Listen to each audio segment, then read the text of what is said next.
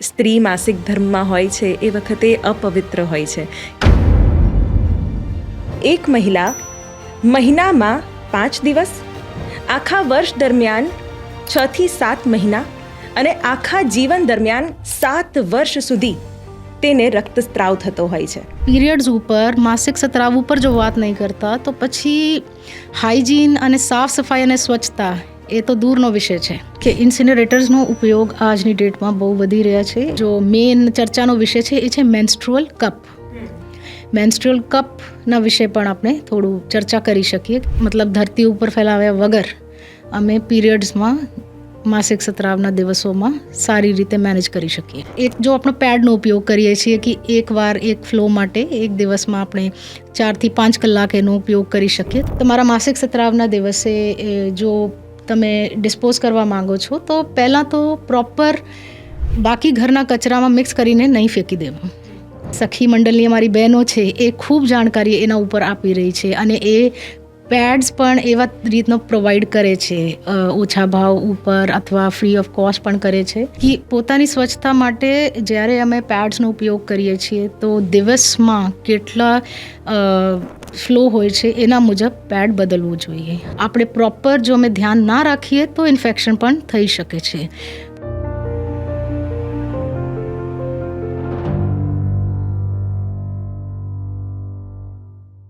નમસ્કાર, હું છું શિવાની. મહિલાઓના માસિક સ્ત્રાવની જો વાત કરવામાં આવે તો એક મહિલા મહિનામાં 5 દિવસ, આખા વર્ષ દરમિયાન 6 થી 7 મહિના અને આખા જીવન દરમિયાન 7 વર્ષ સુધી તેને રક્તસ્રાવ થતો હોય છે. આ ફેક્ટ જાણીને તમને એમ થશે કે કેવી વાત કરી રહ્યા છો, માસિક સ્ત્રાવની વાત કરી રહ્યા છો. માસિક સ્ત્રાવ એવી વાત છે કે જેની ચર્ચા પણ આપણે ટાળીએ છીએ કારણ કે એના વિશેની શરમ, એના વિશેની માન્યતાઓ અને ગેરમાન્યતાઓ સમાજમાં ખૂબ પ્રચલિત છે. જો માસિક સ્ત્રાવની વાત આપણે નથી કરતા તો માસિક સ્ત્રાવ પછીની સ્વચ્છતાની વાત તો આપણે કેવી રીતે કરીશું? બસ આ જ મુદ્દા પર આજે વાત કરવી છે. મારી સાથે હાજર છે મહેસાણા જિલ્લાના જિલ્લા વિકાસ અધિકારી ડૉક્ટર હસરત જૈસ્મીન. મેમ, તમારું ખૂબ ખૂબ સ્વાગત છે. Thank you Shivani. તમે કેમ છો? હું એકદમ મજામાં છું. ખૂબ જ સંવેદનશીલ આ મુદ્દો છે કારણ કે એની ચર્ચા નથી થતી. માસિક સ્ત્રાવ કે જે એક શરમનો વિષય છે, પીરિયડ્સ આવા ટાઈમમાં થવું, એના વિશે ઘણા બધા ગેરમાન્યતાઓ, ઘણા બધા એવા વિચારો હજી પણ પ્રવર્તમાન છે કે જેની સામે અત્યારે જાગૃતતા ફેલાવવી ખૂબ જ જરૂરી છે. ખાસ કરીને 28 મે કે જે માસિક સ્ત્રાવ સ્વચ્છતા દિવસ તરીકે ઓળખવામાં આવે છે. આ દિવસને 28 મેનો જ કેમ અવસર બનાવવામાં આવ્યો છે અને શા માટે 28 મે ઉજવવામાં આવે છે? સો શિવાનીજી, એનો જવાબ તમે જ મને આપશો. બિલકુલ. હવે તમે મને એ જણાવો કે જો માસિક સ્ત્રાવનો સાયકલ છે, આખો સાયકલ એ કેટલા દિવસનો હોય છે?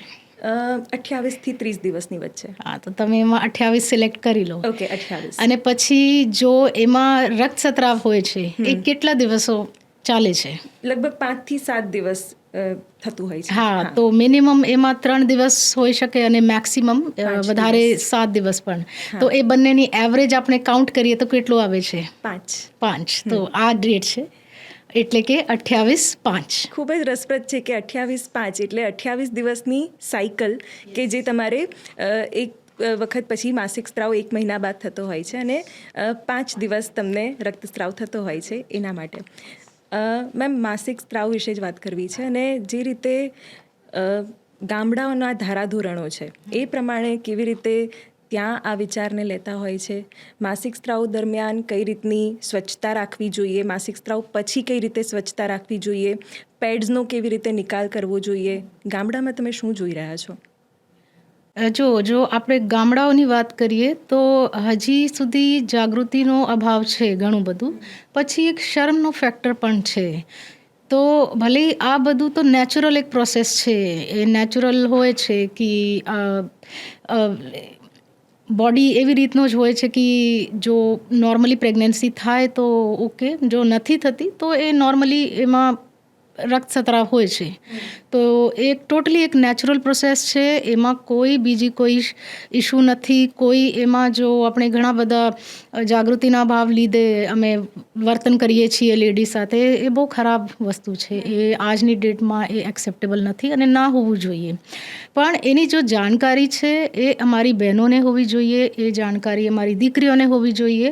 એના વિષય ઉપર સ્કૂલોમાં વાત કરો, એના વિષય ઉપર આંગણવાડીમાં ચર્ચા થાય, આશાબેન જાણકારી આપે, આંગણવાડીની કાર્યકર બેન જાણકારી આપે, અને સૌથી ઇમ્પોર્ટન્ટ છે કે મહિલાઓ એકબીજા સાથે વાત કરે. બિકોઝ જ્યાં સુધી એકબીજા સાથે અમે વાત નહીં કરતા તો આપણે પીરિયડ્સ ઉપર, માસિક સ્ત્રાવ ઉપર જો વાત નહીં કરતા તો પછી હાઇજીન અને સાફ સફાઈ અને સ્વચ્છતા એ તો દૂરનો વિષય છે. સૌથી પહેલાં તો એકબીજા સાથે ચર્ચા કરીએ, વાત કરીએ. અને હું તો એ માનું છું કે I think you also will feel કે લેડીઝનો તો છે જ, દીકરીનો તો છે જ, પણ દીકરાઓને પણ આ જાણકારી હોવી જોઈએ. તો આવી રીતે સ્કૂલોમાં ચર્ચા થાય તો વધારે સારું. ચોક્કસ. અને માસિક સ્ત્રાવ કદાચ જો પહેલી જ વખત કોઈ બાળકી પીરિયડ્સમાં થાય છે, કિશોરાવસ્થામાં પ્રવેશવાની સાથે જ, ત્યારે માતા તરીકે પણ એક પહેલ કરવી જોઈએ કે એની સાથે માસિક સ્ત્રાવ વિશે વાત થાય, કઈ રીતે સમાજમાં તેને લેવામાં આવે છે, અથવા એક વિચારોની મુક્તતા અથવા ઓપનનેસ તમે કહેતા હો, તો એ કેવી રીતની હોવી જોઈએ એની પણ ચર્ચા થવી જોઈએ. યસ, એના ઉપર એ બહુ જરૂરી એક વિષય છે કે ઘણીવાર જો દીકરી છે એમને ખબર સૌથી પહેલાં ક્યાંથી મળે છે એવા વિષયો ઉપર, એ માતાથી, એમની મધર જો છે તો એ મધરની જવાબદારી છે એ જાણકારી આપે, અને મધરને આપણે અવેર કરીએ તો એ અમારી જવાબદારી છે, એ આપણી સોસાયટીની જવાબદારી છે. ઘણા બધા જો આમાં NGOs કામ કરી રહ્યા છે, અને અમારા મહિલા બાળ ડિપાર્ટમેન્ટ હોય, અમારા રૂરલ વિભાગ છે એ પણ કામગીરી આમાં કરી રહ્યા છે ચોક્કસ. અને સારવાર અને હેલ્થ ડિપાર્ટમેન્ટ પણ આ વિશે ખૂબ ચર્ચા આજની દિવસમાં કરી રહ્યા છે. સ્કૂલોમાં પણ એના ઉપર હવે ચર્ચા ચાલે છે. Counselling, even if you C અમારા જોડે બે પ્રોગ્રામ છે હેલ્થમાં. એક તો રાષ્ટ્રીય બાલ સ્વાસ્થ્ય કાર્યક્રમ, આમાં પણ, અને પછી રાષ્ટ્રીય કિશોરી અને કિશોર સ્વાસ્થ્ય કાર્યક્રમ, આમાં પણ, અને ત્રીજો છે કે એડોલેસન્ટ ફ્રેન્ડલી હેલ્થ ક્લિનિક, આમાં પણ આ વિષય ઉપર હવે કાઉન્સેલિંગ અને ચર્ચા કરવામાં આવી રહી છે. અને સેનેટરી પેડ્સ, નેપકિન્સ ઇઝીલી કેવી રીતે પ્રોવાઈડ કરી શકીએ એના ઉપર પણ પ્રકાશ પાડી રહ્યા છે. એનું ઇન્ફ્રાસ્ટ્રક્ચર કે માળખાકીય સુવિધાઓ શું છે એના વિશે તો વાત કરવી જ છે, પણ પહેલાં એ માન્યતાઓ, ગેરમાન્યતાઓ, ખોટી માહિતી કેવી રીતે પહોંચતી હોય છે, અથવા તો એનો તોડ શું નીકળી શકે? કારણ કે ઘણી બધી એવી વાતો છે કે જેને માની લેવામાં આવી છે, સાચી કે ખોટી એનું કોઈ ખરાઈ નથી થતું. તો એના માટે તમારો વિભાગ કઈ રીતે કાર્યરત છે, અને એના માટે જાગૃતતા અભિયાન કઈ રીતે ચાલી રહ્યું છે? જો એમાં એઝ ઓન ડેટ ઘણા બધા કેમ્પેન્સ ચાલે છે, ઘણી બધી ચર્ચાઓ ચાલે છે, અને 1-to-1 ઇન્ટરેક્શન્સ પણ થાય છે. અને એઝ આઈવ ઓલરેડી ટોલ્ડ કે એડોલેસન્ટ ફ્રેન્ડલી એમાં કાઉન્સેલિંગ સેશન્સ પણ કરવામાં આવી રહ્યા છે. એની સિવાય બાકીની ઘણી બધી એજન્સીઝ જો છે તો આ લોકો અંતરિયાળ વિસ્તારમાં પણ વિઝિટ કરીને માહિતી પૂરી પાડી રહ્યા છે. એની સિવાય જો પણ જાગૃતિનો અભાવ છે તો એ કેવી રીતે આપણે લોકોને વધારે જાણકારી આપી શકીએ, લેડીઝને, અને આ જો શરમનો ફેક્ટર છે એ દૂર કેવી રીતે કરી શકીએ, તો એના ઉપર હવે ઘણા બધા પ્રયત્નો ચાલુ છે, અને એમાં ખૂબ સારી ઇમ્પ્રુવમેન્ટ થઈ છે, અને આગળ પણ તૈયારી એમાં ચાલી રહી છે. મેમ, આજે વિશ્વ માસિક સ્ત્રાવ સ્વચ્છતા વિશે આપણે વાત કરી રહ્યા છીએ. તમે પણ ગ્રાઉન્ડ લેવલ પર જતા હશો, ગામડાઓમાં જતા હશો, મહિલાઓ, દીકરીઓને મળતા હશો, કેવી ભૂલો એ લોકો કરતા હોય છે સ્વચ્છતાને લઈને, અને એ સ્વચ્છતા રાખે અથવા તો સમજે એના માટે તમે કેવા પ્રયાસો કરો છો?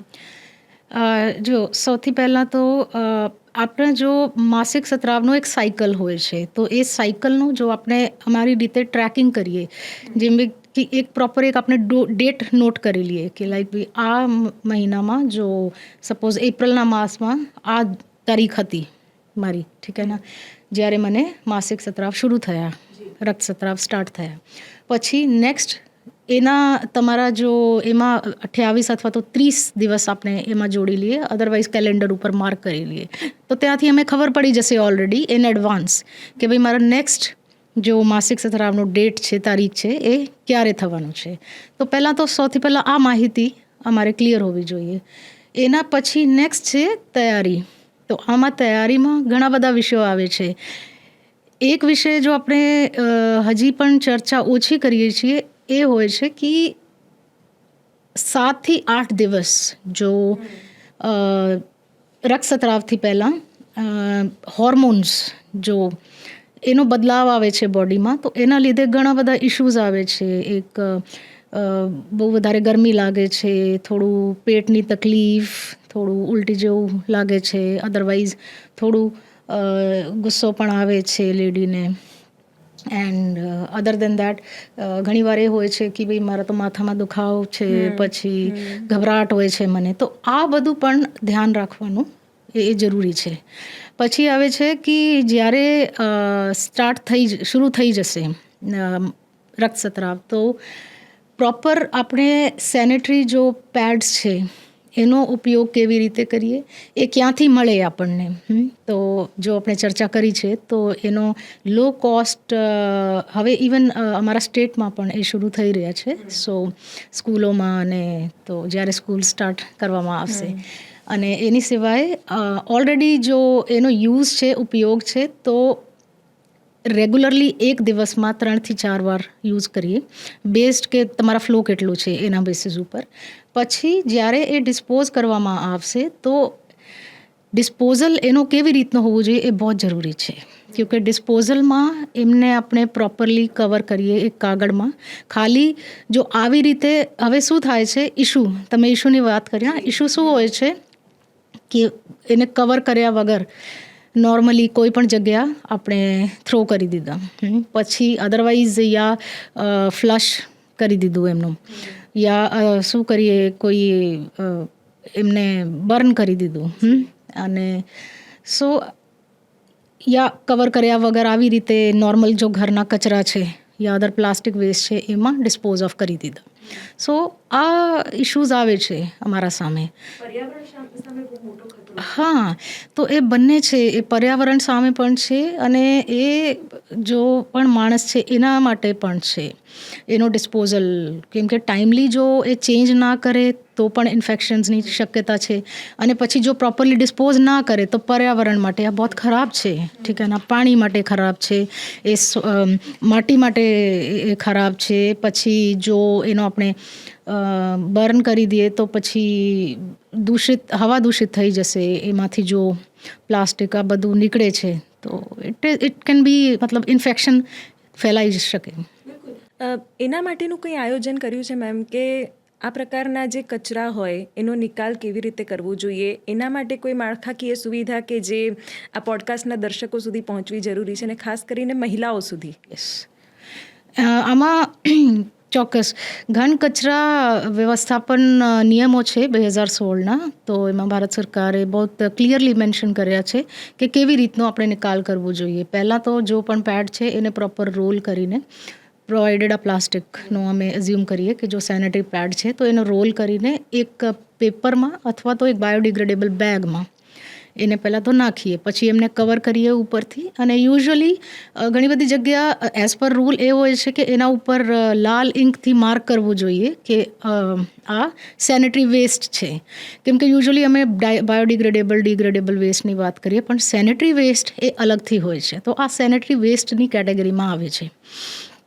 સો સેનેટરી વેસ્ટ એટલે કે એવા પ્રકારના વેસ્ટ જો કે હેલ્થ માટે પણ થોડું હાર્મફુલ થઈ શકે છે, તો એનો અલગથી ડિસ્પોઝલ આવે. તો આવી રીતે માર્ક કરીને પછી એનો ડિસ્પોઝલ કરવામાં આવશે. એના માટે અલગથી બેગ્સ હોય છે, એમાં ડિસ્પોઝલ કરીએ. અદરવાઇઝ આજની ડેટમાં તો ઇન્સિનરેટર્સ પણ છે, તો ઇન્સિનરેટર્સમાં પણ અમે એમને નાખીને ડિસ્ટ્રોય કરી શકીએ.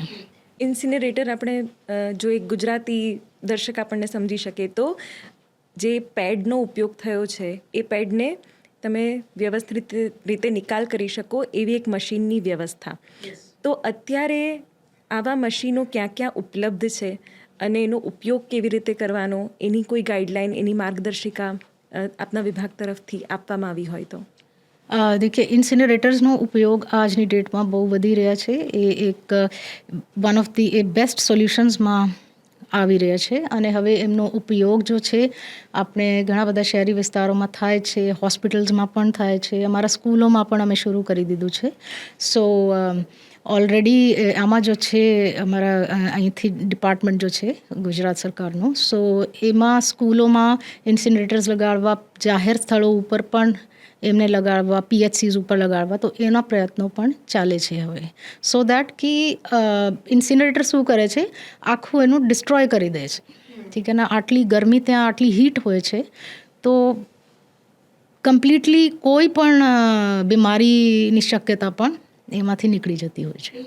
એક સર્વે એવું કહે છે કે જે પેડ્સ બની રહ્યા છે અથવા ઉત્પાદિત થઈ રહ્યા છે એ એક વખત ઉત્પાદન થયા પછી પૃથ્વી પર જ રહી જાય છે, કારણ કે ઘણી બધી વસ્તુઓ એમાં પણ એવી રીતે ઉપયોગમાં આવી રહી છે કે જેને ડિગ્રેડ કરવું અથવા તો એ ધરતીમાં સમાતી નથી, એ ઉપર છેલ્લી જ રહે છે. એટલે કેવી રીતે એના માટે કોઈ ઉપાય હોઈ શકે અથવા વિકલ્પો હોઈ શકે? એકચ્યુઅલી જો તમે વાત કરી છે બહુ સાચી છે.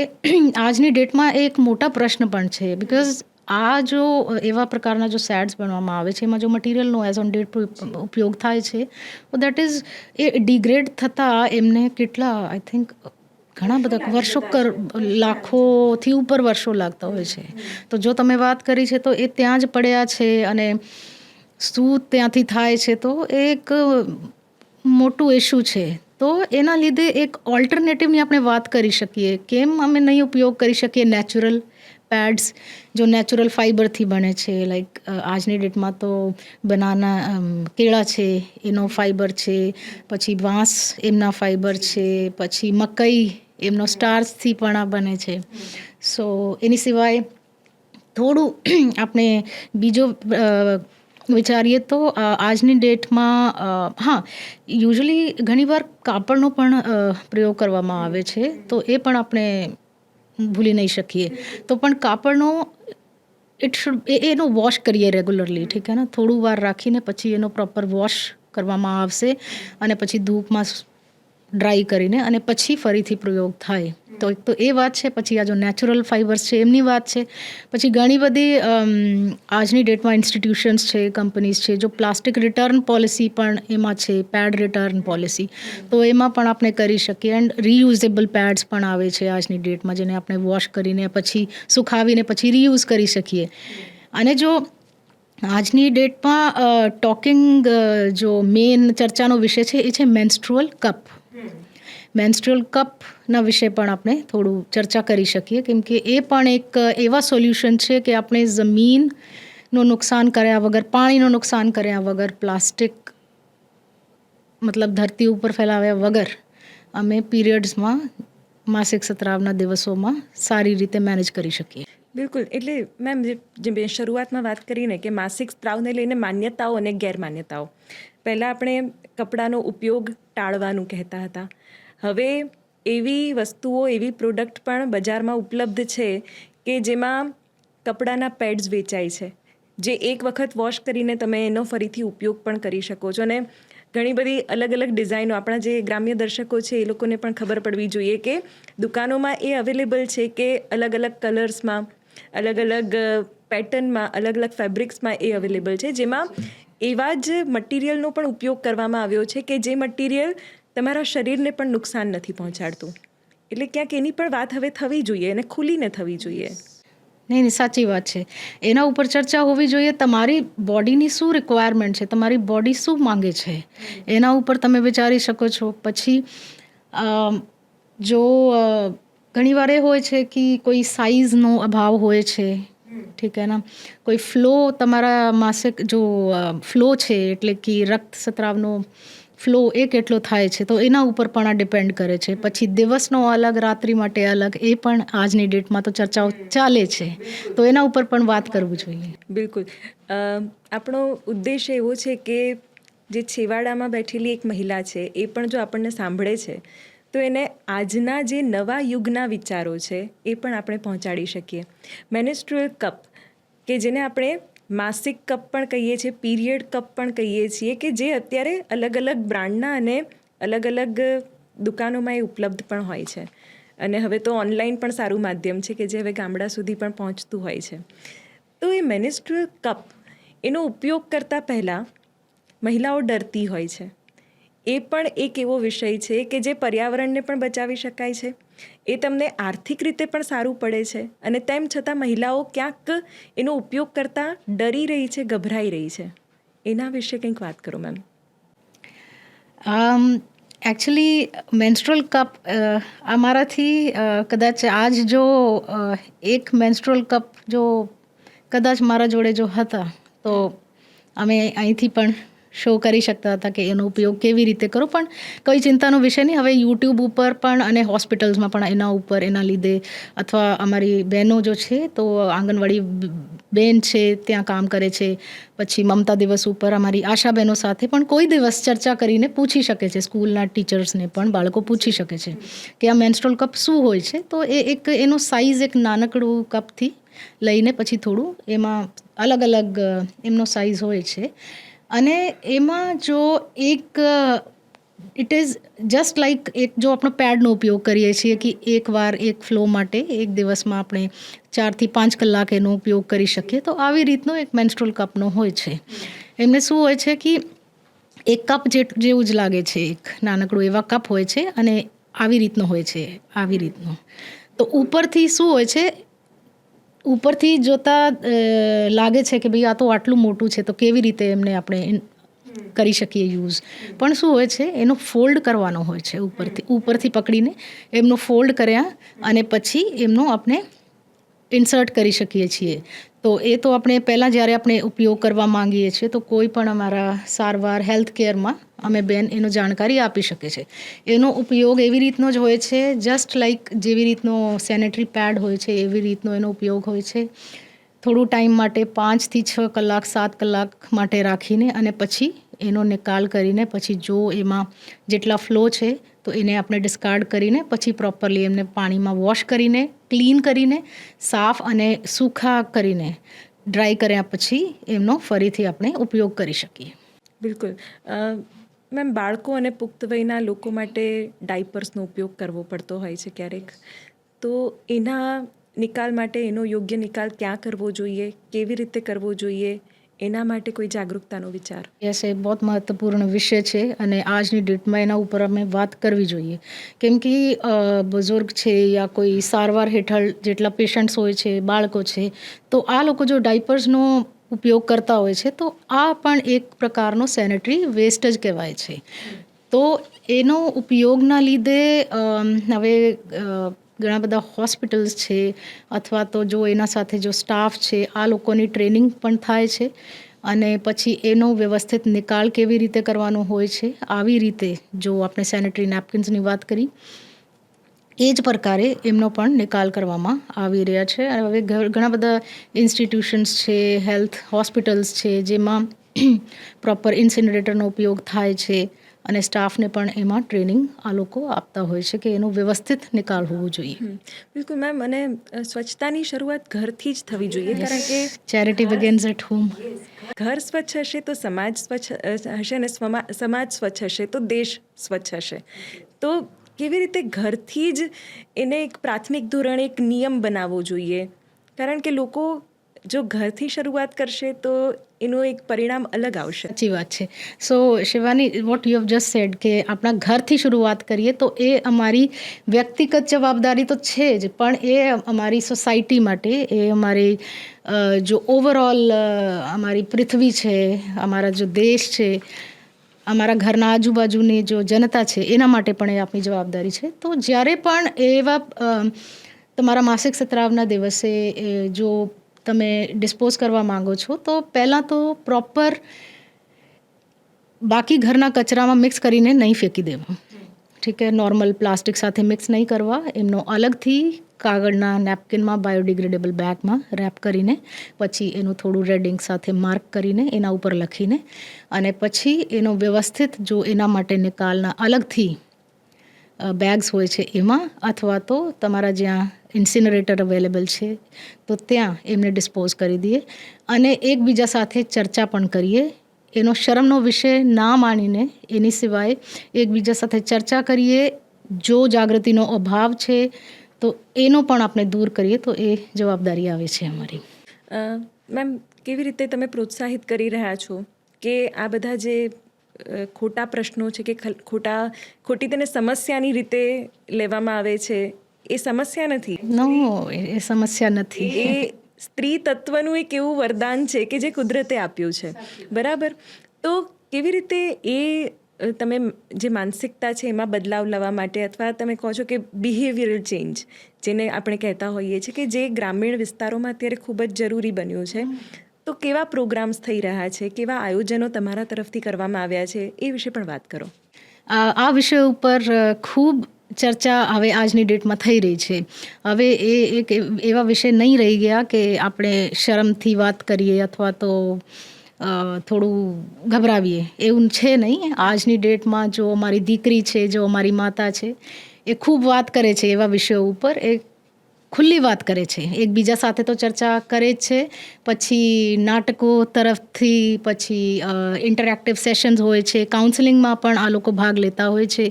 પછી જો અમારે ત્યાં સખી મંડળની અમારી બહેનો છે, એ ખૂબ જાણકારી એના ઉપર આપી રહી છે અને એ પેડ્સ પણ એવા રીતનો પ્રોવાઈડ કરે છે, ઓછા ભાવ ઉપર અથવા ફ્રી ઓફ કોસ્ટ પણ કરે છે. અને નેચરલ પેડ્સનો પણ આ લોકો કરી રહ્યા છે. એની સિવાય જો મારી આશાબેન છે, આંગણવાડી બેન છે, આ લોકો પણ એમાં મદદ સ્વરૂપ થઈ રહ્યા છે. પછી અંતરિયાળ વિસ્તારોમાં ઘણા બધા NGOs છે, ઇન્સ્ટિટ્યુશન્સ છે, આ લોકો પણ એના ઉપર જાગૃતિ ફેલાવી રહ્યા છે. સ્કૂલોમાં પણ ચર્ચા થઈ રહી છે અને ઘણા બધા ડિબેટ્સ પણ થાય છે એના ઉપર. અને જ્યારે પણ અમારે અહીંથી કોઈ જરૂરી માહિતી હોય છે, આજ દિવસ છે તો આ દિવસના ઉપર હવે ઘણી બધી જગ્યાઓ ઉપર એના ઉપર કદાચ ચર્ચા ચાલતી હશે. આ 28 મેનો દિવસ માત્ર મહિલાઓએ જ યાદ રાખવાનો છે કે પુરુષોએ પણ યાદ રાખવાનો છે? કારણ કે સમાજમાં મહિલા અને પુરુષ બંને એક સાથે રહે છે. જે રીતે મહિલાઓને તમે પ્રોત્સાહિત કરો છો, જાગૃત કરો છો, એ રીતે પુરુષોનો પણ કંઈક ફાળો હોવો જોઈએ. ટોટલી શિવાની, તમે જો વાત કરી છે એ ચોક્કસ, એ 100% જરૂરી છે. અને એ બહુ જરૂરી એટલા માટે પણ છે કે આ ખાલી એક એવું પ્રશ્ન નથી કે औरत માટે એ જરૂરી છે, એ પુરુષો માટે પણ જરૂરી છે. એમની પણ જવાબદારી આવે છે સોસાયટીમાં. એમને પણ ખબર હોવી જોઈએ કે એમના ઘરમાં સપોઝ એમની મમ્મી છે અથવા તો એમની સિસ્ટર છે, એમની વાઈફ છે યા એમની દીકરી છે, એમને કોઈ પ્રોબ્લેમ હોય તો કેવી રીતનો આ સપોર્ટ પ્રોવાઈડ કરી શકે છે. અને જ્યારે પણ અમે વાત કરીએ છીએ કે ભાઈ 2 wheels દે વર્ક ટુગેધર, તો એમાં પણ એ જ વાત છે કે औरतનો અને મર્દ, આ બંનેનો જો સાથે સાથે આ લોકો એકબીજાનો એના વિષય ઉપર ચર્ચા કરે, એના વિષય ઉપર શરમ ના રાખે, એકબીજાને સપોર્ટ પણ કરે, તો આ બહુ જરૂરી છે. મેમ, જે આપણે પીરિયડ્સ કે ટાઈમમાં થવું, એને આપણે માસિક ધર્મ પણ કહીએ છીએ, પણ ક્યાંક એવા ટેબુઝ પણ છે કે જેને ધર્મ સાથે જોડી દેવામાં આવ્યા છે. ક્યાંક આજના દિવસે એ વિષય પર પણ વાત થવી જોઈએ કે આ કોઈ પાપ નથી. જે લોકોની માનસિકતા હોય છે કે જે વખતે સ્ત્રી માસિક ધર્મમાં હોય છે એ વખતે અપવિત્ર હોય છે, ક્યાંક આ વાતો પર પણ વાત થવી જોઈએ અને એની ચર્ચા ખુલીને થવી જોઈએ, જેથી કરીને આ માન્યતાઓ અને ગેરમાન્યતાઓમાંથી પણ સ્ત્રી બહાર આવી શકે. સાચી વાત છે. આજે તમે મારા સાથે વાત કરી છે, હું બોલું છું, તમે બોલો છો, પણ આજે દરેક બેન જો છે, દરેક દીકરી જો છે, એના ઉપર વાત કરે. આપણે એકબીજાને સમજૂતી આપીએ કે આ જો વિષય છે, જો માસિક ધર્મની વાત છે, તો એમાં ધર્મ કદાચ એક વર્ડનો ઉપયોગ થઈ ગયા છે, પણ એ બહુ નેચરલ પ્રોસેસ છે. સવારથી સાંજ સુધી લેડી ઘણું બધું કામ કરતી હોય છે અને 1-2 દિવસ કદાચ કોઈ એવા હોય છે કે એમને બહુ તકલીફ હોય છે અને એમને લાગે છે કે હા, પેટમાં બહુ દર્દ છે મને, પણ એની સિવાય અધર દેન દેટ તો ઘણીવાર ખબર પણ નથી પડતી કે ભાઈ બેન જો છે યા દીકરી જો છે એનો માસિક સ્ત્રાવ ચાલુ છે. તો પછી આપણે શા માટે એમનું એક ટેબુ રીતે જોઈએ. પછી જો શરમની વાત છે તો શરમ તો આજે ઉતારીને ફેંકી દેવાની. આજે બહેનો જો છે, બહેનો, મારી દીકરીઓ, એના સાથે જો અમે વાત કરી રહ્યા છીએ તો એના માટે એક મેસેજ મારો અને શિવાનીનો કમ્બાઇન્ડ મેસેજ એ જ છે કે એમાં કોઈ શરમની વાત નથી. એ ટોટલી એક નેચરલ એક પ્રોસેસ છે અને એમાં તમે તમારી બોડીનો ધ્યાન રાખો. ખાલી આપણે જો ડિસ્પોઝ કરવાની વાત છે એમાં આપણે ઓવરઓલ પાણીનો અને આપણી પૃથ્વીને દૂષિત ના કરીએ, એનો વ્યવસ્થિત રીતે નિકાલ કરવામાં આવશે. અને પ્રોપર તમારી ડાયટ રાખો. અને જો પણ એની સિવાય કોઈ પણ ચિંતાઓ છે તમારી, તો તમે તમારા આજુબાજુ જો પણ હેલ્થ કેર, તમારા સારવાર, તમારી PHCની બહેનો છે, ડૉક્ટર્સ છે અથવા આશાબેન છે, એના સાથે ચર્ચા કરો. અને એની સિવાય તમારી જિંદગી તમે કુશળ રીતે અને હેપીલી વ્યતીત કરો. મેમ, ભવિષ્યની વાત કરી લઈએ તો માત્ર માસિક સ્ત્રાવના કારણે કોઈ પણ મહિલાનું ભવિષ્ય રૂંધાવવું ના જોઈએ. કેવી રીતે તમારો વિભાગ એના માટે કામ કરી રહ્યું છે, ભવિષ્યના શું આયોજનો છે, શું યોજનાઓ છે, તે પણ આપણા દર્શકોને જણાવો. તો આમાં જો સૌથી પહેલાં તો વાત છે કે એના વિષય ઉપર જો બિહેવિયરલ ચેન્જની વાત છે કે શરમના લીધે અથવા તો પેડ્સની અવેલેબિલિટીના લીધે કોઈ સ્કૂલથી જો દીકરી છે એ ડ્રોપ આઉટ ના કરી શકે, તો એના ઉપર ઘણા બધા પ્રયત્નો ચાલુ છે, ઓલરેડી કરવામાં આવી રહ્યા છે. ડ્રોપ આઉટ બંધ થઈ ગયા છે અને સારા એમાં પ્રયત્નો અમારે ગામડાઓમાં થઈ રહ્યા છે, ગામડાઓમાં અને શહેરોમાં એવા સારા પ્રયત્નો થઈ રહ્યા છે. જો કે અવેલેબિલિટીની વાત કરીએ, પેડ્સની અવેલેબિલિટી, પછી એનો સસ્તામાં મળી શકે, તો એના ઉપર પણ થઈ રહ્યું છે. બીજી વાત છે કે ઇઝીલી એક્સેસિબિલિટી એની વાત કરીએ કે ક્યાંથી મળશે, તો એ પણ દરેક આંગણવાડી સેન્ટરથી પણ બેન મેળવી શકે છે. આંગણવાડી સેન્ટર છે અથવા તો અમારા CHC છે, PHC છે, સબ સેન્ટર છે, સ્કૂલોમાંથી પણ. સો એની સિવાય અધર દેન દેટ જો માહિતીનો છે કે જાગૃતિનો ભાવ છે એનો દૂર કરવા માટે પણ પ્રયત્નો કરવામાં આવી રહ્યા છે. કાઉન્સેલિંગ માટે કે કોઈ માહિતી કોઈ ગેરમાર્ગે ના દોરી દે, અદરવાઇઝ કોઈ મિસકોમ્યુનિકેશન ના થાય, તો એના ઉપર પણ કાઉન્સેલિંગ અને બધા સેશન્સ ચાલી રહ્યા છે. And overall as a society હવે અવેરનેસ વધારે આવી ગઈ છે. મેમ, એક ક્લોઝિંગ મેસેજ તમારા તરફથી કે માસિક સ્ત્રાવ એ કોઈ પણ પ્રકારે તમને બંધનમાં નાખતી વસ્તુ નથી, પણ માસિક સ્ત્રાવ એક કુદરતની પ્રક્રિયા છે જેને સામાજિક ધારાધોરણો એક થોડી જટિલ બનાવી દીધી છે. કેવી રીતે આ દિવસોને સરળતાથી લેવું જોઈએ, કેવી રીતે સ્વચ્છતા, પોતાના શરીરની સ્વચ્છતા, સમાજની સ્વચ્છતા તરફ એક દ્રષ્ટિકોણ બનાવવો જોઈએ, શું કહેશો? શિવાની, આમાં તો આઈ જસ્ટ સે કે પહેલાં તો પોતાની સ્વચ્છતા, જો તમે વાત કરી એ બહુ જરૂરી વાત છે કે પોતાની સ્વચ્છતા માટે જ્યારે અમે પેડ્સનો ઉપયોગ કરીએ છીએ તો દિવસમાં કેટલા ફ્લો હોય છે એના મુજબ પેડ બદલવું જોઈએ. અને